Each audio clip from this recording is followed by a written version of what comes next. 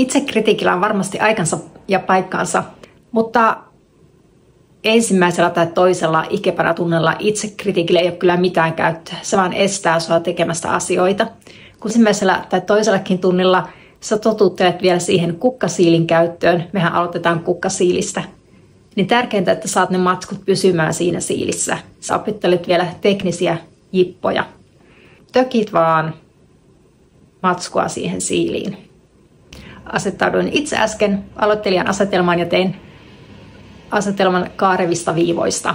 Kaarevat viivat on mun tunneilla aiheena aina ensimmäisellä tai toisella tunnilla, riippuen siitä, miten pitkiä ne ikebana-tunnit on.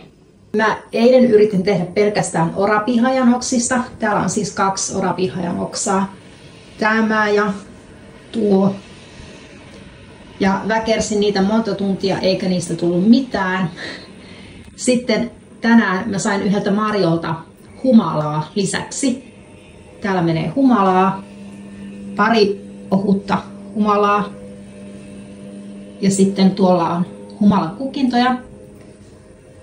Lisäksi siellä on taikinamarja tuolta Ryteiköstä löytynyt meidän taloyhtiön tontin rajalta. Ja auringon kukka Mäkisen Oskarin pellosta. Eli nyt mä kävin tänään hirveässä kaatosateessa Mäkisen Oskarin auringonkukka pellossa. Viime viikonloppuna en käynyt, vaikka puhuin, että kävisin.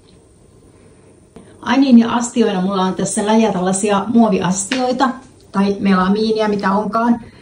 Mä oon ostanut ne joskus silloin, kun aloitin ikebanan opettamisen.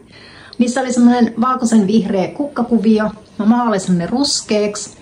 Jostakin kumman syystä just ruskeaksi. Ajatuksena oli varmaan se, että ne sointuu sitten hyvin Pöllölän Helmisalin väreihin.